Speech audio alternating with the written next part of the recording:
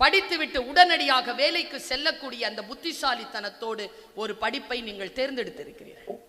எவ்வளவு பெரிய விஷயம் தெரியுமா? அது உலகத்திலேயே மிகப்பெரிய சுதந்திரம் என்பது உடல் சுதந்திரம் மட்டுமல்ல, அதனோடு சேர்ந்த பொருளாதார சுதந்திரம்.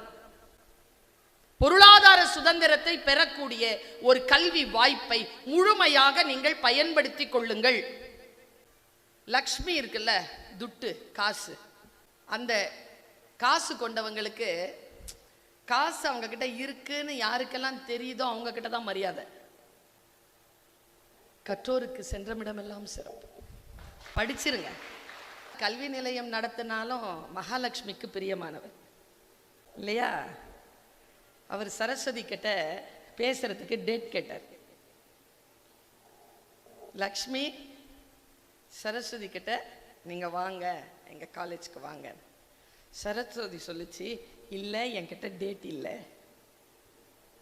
எங்க லக்ஷ்மி கூப்பிடுறேங்க வாங்க. சரஸ்வதி சொல்லிச்சு, டேட் இல்லை. லக்ஷ்மியை பார்த்தீங்கன்னா தாமரையில் உட்காந்துருப்பா. சரஸ்வதி பார்த்தீங்கன்னா அவ்வளோ தாமரையில் தான் உட்காந்துருப்பா. இவ பத்மாசனத்தில் உட்காந்துருப்பா. சரஸ்வதி பார்த்தா கால் மேலே கால் போட்டுட்டு உட்காந்துருப்பா. பத்மாசனத்தில் உட்காந்துருக்கிறவ மகாலட்சுமி, கால் மேலே கால் போட்டுட்டு அப்படி உட்காந்துருக்கிறவ சரஸ்வதி. அவர் கேட்டாரு, நான் வரமாட்டேன்னு சொன்னேன், டேட் மாத்தனா வரேன்னு சொன்னேன். மார்ச் 8 என்கின்ற தேதியை மார்ச் 3 என்று மாற்றினார்கள். சரஸ்வதி வந்திருக்கிறேன். நான் சொல்றேன் பாருங்க, காசு யார் வேண்டுமானாலும் சம்பாதிக்கலாம், யார் வேண்டுமானாலும் அதை கொள்ளை கொண்டு போகலாம். ஆனால் சரஸ்வதி யாரிடத்தில் இருக்கிறதோ அதை யார் வேண்டுமானாலும் சம்பாதித்து விட முடியாது. முயற்சி செய்கின்றவர்களுக்கு மட்டும்தான் அவள் கிடைக்கிறாள்.